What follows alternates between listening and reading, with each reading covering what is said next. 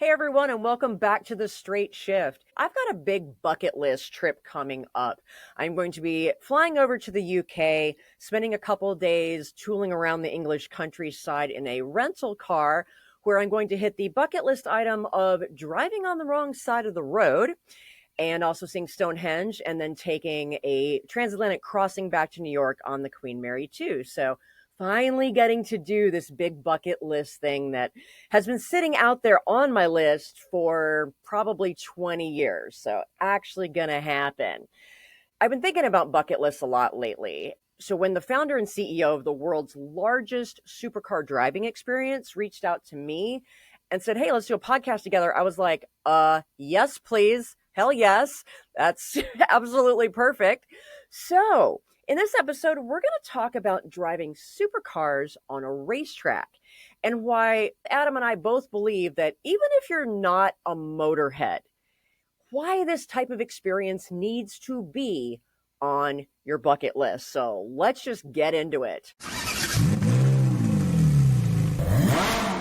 My guest today is Adam Olalde, the founder and CEO of Xtreme Xperience. Welcome, Adam. Thanks so much for being here. Yeah, I'm stoked. I'm excited. Thanks for having me.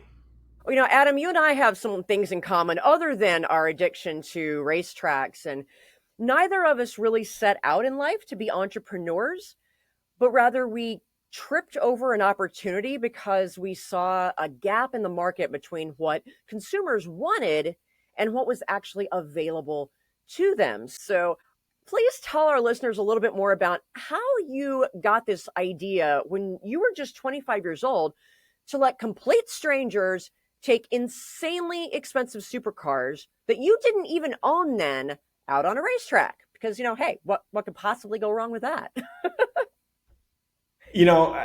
That is probably the most accurate synopsis of how most entrepreneurs get into business. And then in our industry, the car industry is a very small one, as you know.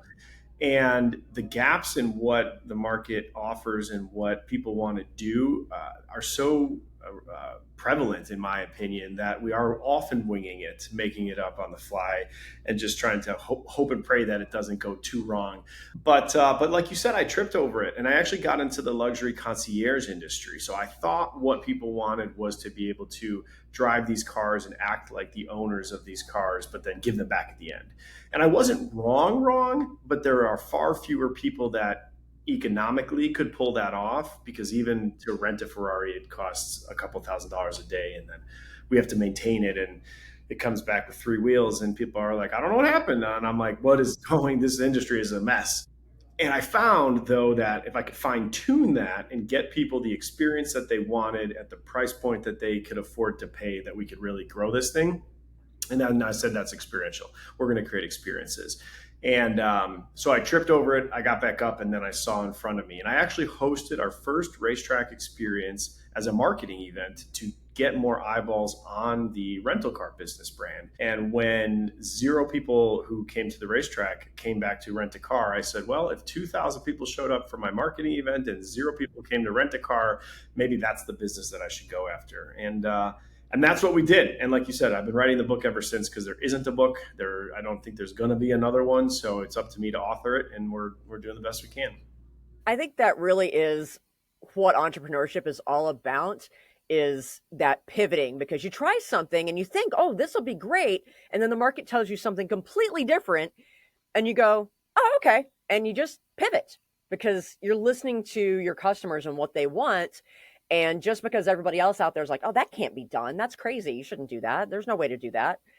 If you just have the mentality of anything can be done, if you're crazy enough to try it and figure it out, and be okay with accepting that failure is part of it. I do a keynote speech called Lessons from the Racetrack that's about overcoming failure, because I learned that being an entrepreneur and running a business is a lot like racing cars.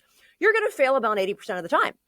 And that's okay, because it's what you learn and then what you do with that other 20% that matters. So, I really commend you for, taking this, very risky idea and making it work and making it into something that is just so damn fun and reasonably affordable for the average person. Because, yeah, I mean, none of us are going to be able to afford one of these cars in our lifetime. Who are we kidding? But to be able to drive one and to be able to drive it on the racetrack, We that's just knew. amazing. We knew why these cars were built. We knew how people wanted to experience them. We just needed to figure out, we as society needed to figure out a place to do that. And Xtreme Experience decided that we could raise our hand and we could be that place. We'll bring the show to you. We'll keep it affordable. We'll keep it safe. We'll let you put the pedal to the metal. And guess what? You have to come back a few laps later, so I know where you are, and then we can keep the program running. And that's really what it was all about. Yeah. And we've had a blast because, to your point, failure is really only accepting that it's over, falling down and getting back up. That's just learning. That's just learning.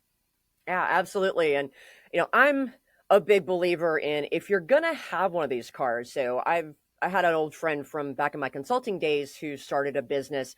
It was kind of like a timeshare on these cars. We thought, okay, people don't want to necessarily buy one, but they can own a timeshare on it and use the different cars in the fleet kind of, whenever they wanted, a certain amount per month. But he found that didn't work either because the people that wanted to own them wanted the ownership. They wanted to have it in their garage so that they could bring all their friends over and show it off and brag that they could own it. They didn't necessarily drive it, and most of them don't even know how to drive it. I can't even tell you how many accidents I see happen in the news with celebrities and, your athletes that are doing stupid things because all of a sudden they have all this money and they go out and buy this supercar, but they never learn to drive it. In my opinion, there is no point in even owning one of these cars if you are not going to take it on the racetrack where it belongs and learn how to drive it properly and learn how to drive it safely. Why have 600 horsepower if you can't use it and you can't use it safely and you can't use it legally? That's just silly.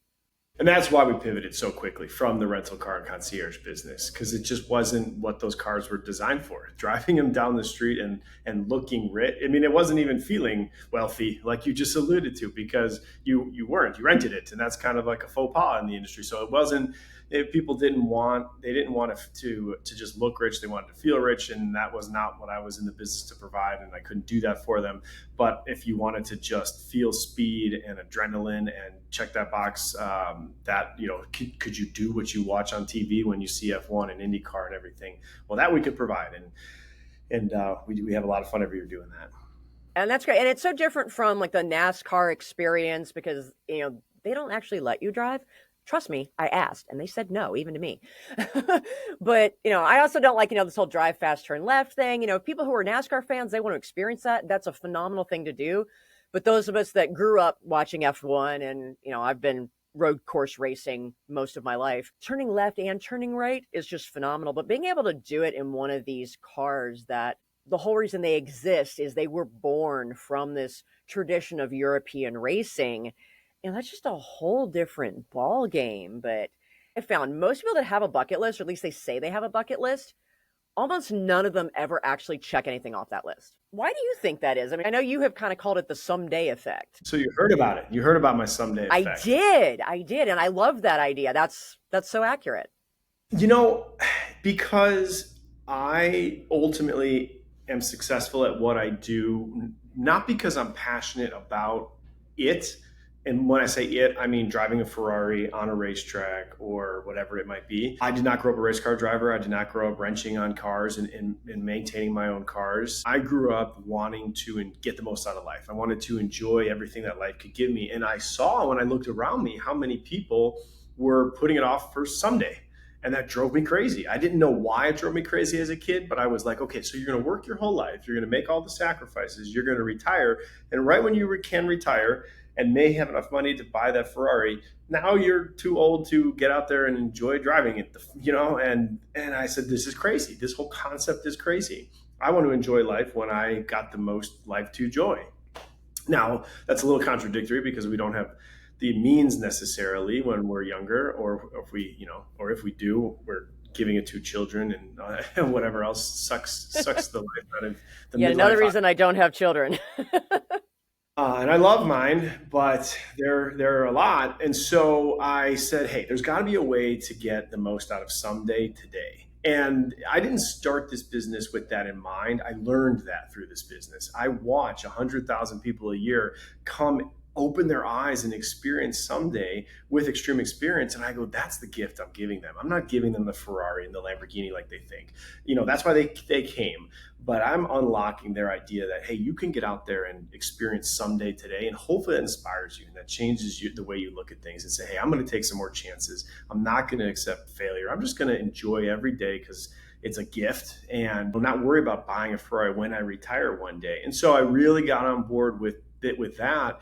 And I said, hey, my job isn't to inspire people to think about what they would want to do one day or put on their bucket list. My job is to challenge why you're not doing it today.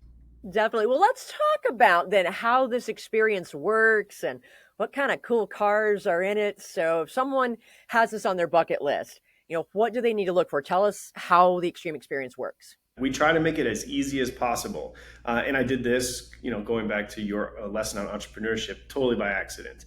The good part about most entrepreneurs and CEOs is that we make a lot of decisions and then we see what happens. We don't do a lot of research. No. I live by the 40-70 rule. If I did less than 40% of the amount of research, right, then maybe I should do a little bit more. But if anything more than 70 and I've overthought it, the idea is old, move on. And so I operate right around 50. If I've thought about it for 50% of the time, then that's good enough. Let's put this plan into action. And that's what we did. So I started a racing company in Chicago, not realizing that car payments were due 12 months out of the year. But in Chicago, you can only race about 4 or 5 months out of the year. Yeah, this thing called winter. Yeah. So the first winter came and I said, we have a problem. So I said, well, the only way to keep making car payments is to keep letting people drive these cars. So I loaded up a truck and I took it to Texas and I said, okay, we can drive here now. It does snow in Texas as well, but I dodged it the first season. Thank goodness. Hey, I've been at Road Atlanta in the snow. It's fine. It's fine. It can be done. We don't do that extreme experience yet, but after this many years, we probably could figure it out. So we loaded up our show and we took it on the road, and that was 13 years ago. And I didn't look back. We just became a traveling car experience, supercar experience specifically, because then we could keep it accessible. We could bring it to every city in the nation that had a racetrack within about an hour or so. We could bring it to people affordably because by planning structured events, now I could, amortize expenses and I could sell you a ticket that you could afford. And then, of course, safely, because in the beginning, I sat in the right seat with the first customer who drove. And I realized, going back to what I said before, not being a pro race car driver, let alone instructor, which is two very different roles. I survived 3 or 4 laps around the racetrack. I got out and I said, there's got to be pros who do this. Need to hire them. And so we brought that element into our program, and they don't keep you from max performance. They encourage safe performance, and you always get more out of your driving experience because of the crew of instructors that we have. And then I said, we need to take this everywhere. And I think we're going to make 55 stops in 55 markets next year. We've got probably about 80 cars in our fleet. The Ferraris and Lamborghinis, of course, are the most popular. Porsches come in number 3. We have a couple models of Porsche. And then we kind of have a rotating rest of our fleet. We try to switch it up every year, from the Nissan GTRs, Audi R8s. We have had McLarens at times. We've got Corvette Z06s now. So we are limited to a certain extent because we have to pack everything up in a semi-truck and bring it out to you. But we still bring 20, 25 cars per city. So there's plenty to choose from and plenty of cool cities to visit if that's on your bucket list. Or if you're just at home and only have an afternoon to make of it, we will come when it's convenient and you can come out and see us. And so throughout the years, we've added little elements to our program. We've hosted rallies, open road driving experiences, all day driving events. If you wanted to actually come out and drive every single car in the fleet with a dedicated instructor, for instance. We have done autocrosses, but ultimately the core of what we do is our supercar driving tour, and we just grow it every year. I can't imagine putting one of these supercars on an autocross course that's so small and so tight. I mean, you can't even use any of that horsepower. No, it was not the most. It was definitely not the most popular of the idea, because people get in a Ferrari and they say speedometer goes to 220, so I think I should be getting pretty close to that. And in an autocross, of course, you never would. The cars themselves mechanically didn't like it either. But no. No. But the road courses are the perfect medium, right? We don't just turn left; we make lefts and rights, and we go straight. We don't do backwards, ideally, and Ideally. yeah. But that's really what, we found the sweet spot. And people can always manage 10, 12 minutes on the racetrack before they get a little fatigued because they're not pro drivers. And so they have no idea what it takes to be a pro. To be a pro driver. So, we do everything for them. When they show up at the racetrack, they get a safety briefing by one of our pros. Then they go down to pit lane and they go for a ride along first so that they can see the racetrack. We've got the track all set up with visual cues, apex cones and braking zones. It's just things to help them really maximize their driving experience and the racing line, which is a term that they learned about 15 minutes prior to that. So they go from, pulling in the parking lot. And I mean, we have everything. We've got people who pull in the parking lot in their own Ferrari that they were never going to drive like they're about to drive my Ferrari. We have people who pull in a minivan because they've never seen a Ferrari. And we've got people who pull in their M3s and their sports cars of their own, their 911s and things like that. So racetrack instruction in the classroom, down to pit lane for some safety gear and for a ride along. Then you meet your drive instructor who jumps in the right seat. And then you go out and give it a whirl. And everybody does great. That cadence really helps familiarize you with the racetrack and the concept of driving. And then I give you a video of yourself in the car afterwards and a T-shirt that says I did it. And then you get back in your minivan and the next on-ramp you see just suddenly became a sweeper. And you get to show your family what you learned and then tell your friends about it and come see us again. I love it. Yeah, see, I refer to the corner down at the end of my street as turn one. So yeah, I totally get that. But that's the same methodology that we teach. I've been a high performance driving instructor for many, many years now. And so I always like to teach what I call the track virgins. I want the newbies that have never been on the track before because, I tell them we are not going to go fast today. We are going to learn how to put the car in the right place every time. And sometimes that's just like, you can just see the weight lift off their shoulders and they're just like, oh, phew. And they don't realize that their lap time has gone down by 12 seconds from the beginning of the day to the end of the day because they have learned that technique. They've learned what the racing line is. They've learned what an apex is and where it is and how to hit it every time. And those are skills that you can apply on the street every day because nothing drives me more nuts than getting onto the freeway and watching people early apex the on-ramp every time. Drives me absolutely crazy. I'm like, this is just a very basic concept that would make you a much safer driver if you knew how to do it.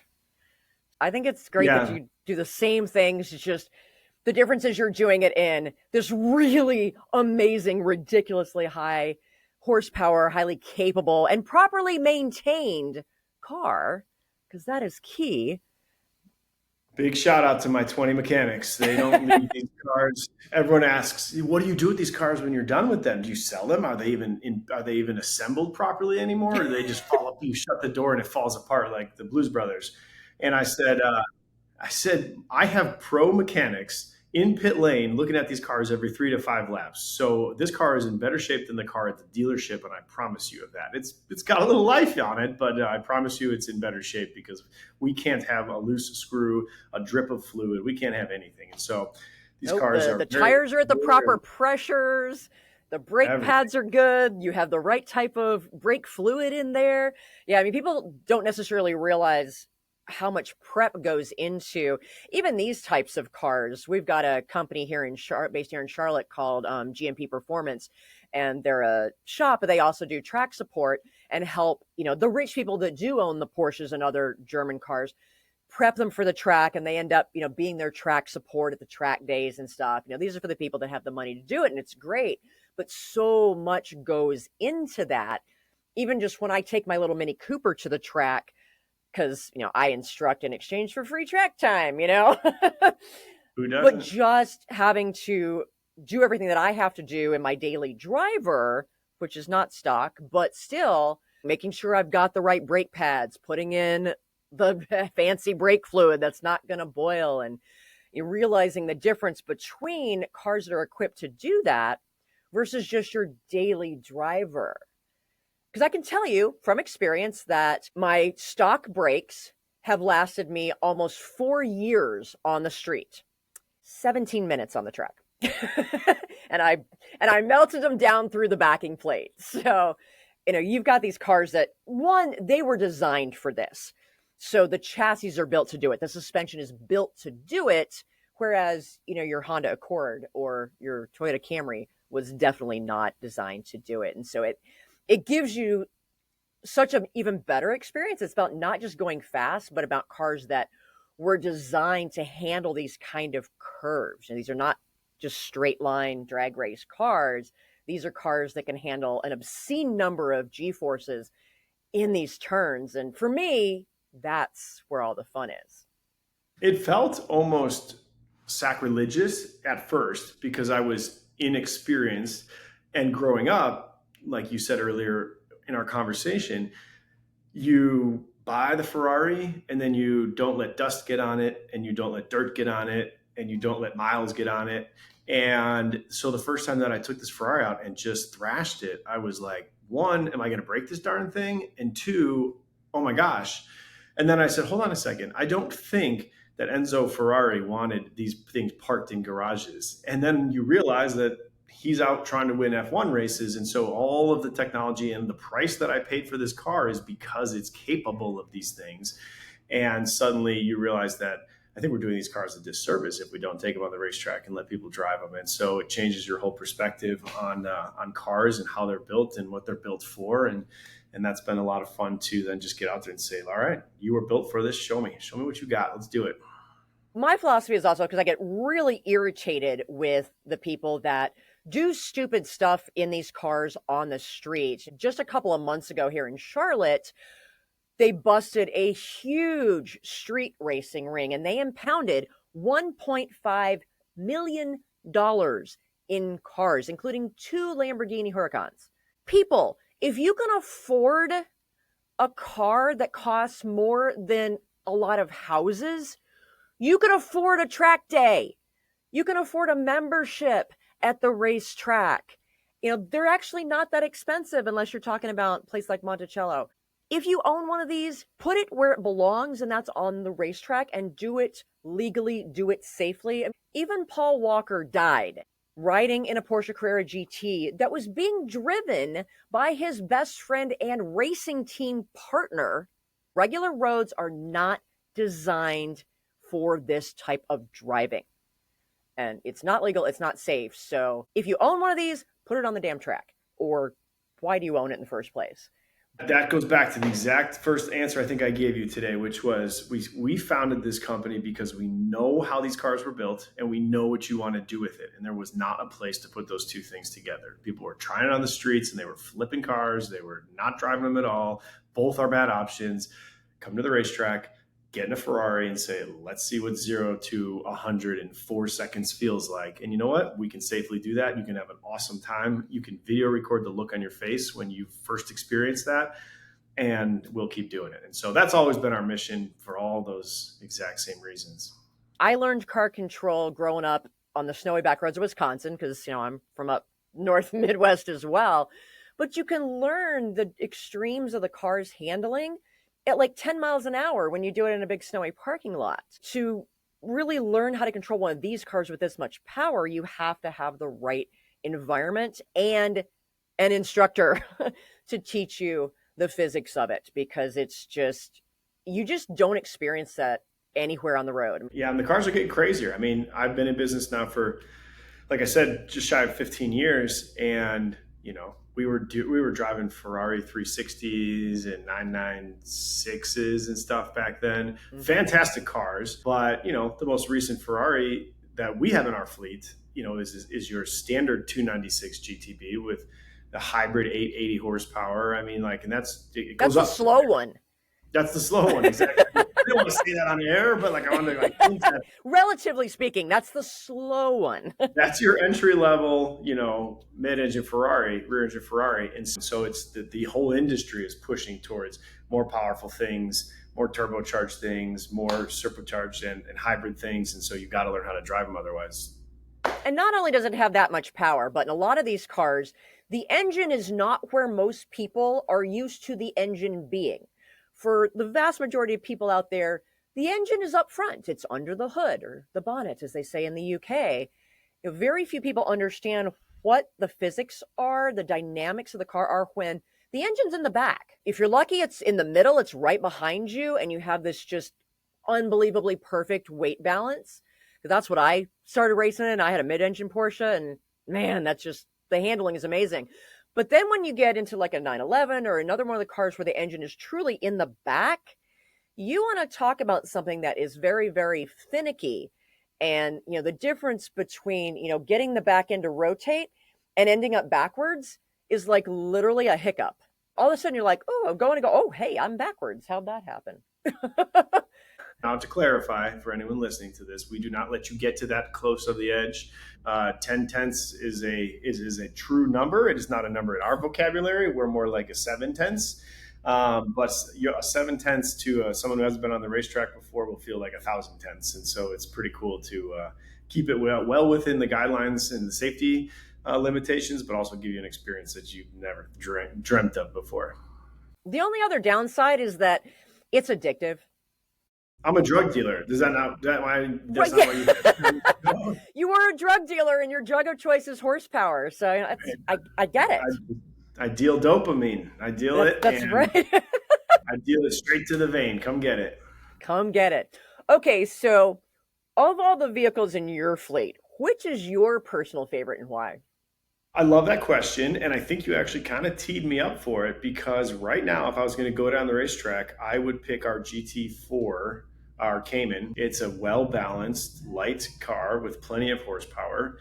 And it allows you to drive it. I've always compared Lamborghinis to, I've never flown a fighter jet, but I've got to imagine when I fly one day on my bucket list, it will feel a lot like driving a Lamborghini on a racetrack.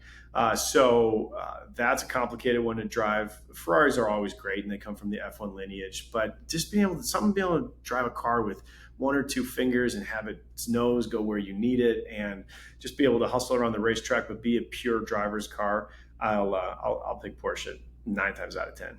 That is one of the main reasons that I am a Porsche girl. I refer to it as just driving with the right pedal, because you can just use the accelerator to change the weight balance of the car.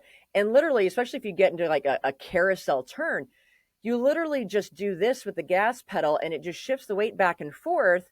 And you get a little understeer, you get a little oversteer, a little understeer, a little oversteer. And you can literally just drive the car around the track with your right foot. So most of our new drivers, our virgin track drivers, right? Like, you're going to be fighting with an 800 horsepower car the entire way. You either gave it too much, or you took away too much, or you're understeering, or you're oversteering. You're fighting the whole time. And it's exhilarating, and you get out and you're like, I don't even know what happened, but I'm exhausted. Where, you call it, right foot driving. I call it Mario Kart driving. Same thing. Like, I know in Mario Kart, there was a brake button. I don't know which button it was. I did never use it. Didn't need it. And that's, when you have the right horsepower, and these cars are way more horsepower than any new track person deserves. But either way, when you have a more reasonable amount of horsepower in a car like a Cayman, then you can do a whole lot more of that. You can focus on putting the car where it needs to be and driving it without just confusing it. So you're not riding a bull. You're just trying to navigate your way around a racetrack. And so, yep, I love those cars. And then our customers do too, right? They all come out and they got to drive the Italian supermodel. So we knock that out of the way. And then I say, okay, now go date a German girl and see how your experience is different. And they see it and they feel it. And they know why. German over engineering when you're on a racetrack is a really good thing. When you're just a daily driver, it can be a little, pain in the butt. But I do love it on the racetrack. Speaking of tracks, of all the tracks that you run these experiences at, which track is your favorite? I really enjoyed driving Atlanta Motorsports Park in Dawsonville, Georgia. I mean, there are so many little obscure tracks. We just came home from High Plains Raceway outside Denver. Oh, wow. Middle of nowhere. Yep. On purpose, but elevate in the middle of the plains outside of Denver. We had, 70 plus feet of elevation change. You had a couple 2,000 foot straightaway. It just kind of had everything that a road course needed. And I really enjoyed the heck out of it. But then in November, we're going to go to Circuit of the Americas and drive where the F1 drives. So, I mean, we have such a wide variety, but it's really any track where I can take a small car out and still have a great drive, because you don't need to be fighting down 3,000 foot straightaways with, the tack pegged. And No, but I completely agree with you because I like some of these smaller hole in the wall. It's like finding that little hole in the wall local restaurant that, it's not the one that people talk about all the time, but it's like the one the locals know. And so that's why I actually like my home track at Carolina Motorsports Park, which is in, Kershaw, South Carolina, which, literally the middle of nowhere. One of the first tracks we ever went to. Yeah. I mean, it's doesn't have any elevation changes really, which I like it as a track as an instructor because I can just teach the technical turns. You don't have to worry about not being able to see the track. One of my first track events when I first started was at Road Atlanta. And, when you're coming down that back straight and you're hauling ass and, you get to the heavy braking zone and you make the hairpin left, right, and then you start going up the hill under the bridge and you can't see the track. And you're sitting there holding on for dear life going, okay, the track was here last lap. I know it's going to be here this lap. I just have to hold on and aim for that tree and know that the car's going to come over that and it's going to settle and the weight's going to settle. And then I'm just going to shoot around the right hander onto the front straight. But you're kind of shitting bricks at the same time. So it's kind of nice teaching newbies on a flat track where they can see everything. It's a little bit safer, but as an experienced driver, it's like, yeah, you love that roller coaster feel of, going over those. I'll always take a little bit of that. But I hear you, yes. At Kershaw, I could look out over the domain and see everything and know where the cars were at all times for the most part. But yeah, a little elevation change, a little something off camber, that's going to put the track in the top 10. I love Barber down in Alabama and Birmingham. And that is a phenomenal track because that's the type of track where there's not a lot of long straights. So the high horsepower cars don't have as much of an advantage. You can take, a much lower horsepower car that's set up to handle the curves and just absolutely drive the snot out of it. And that's a track where we started the joke of, brakes are for sissies. You don't need those.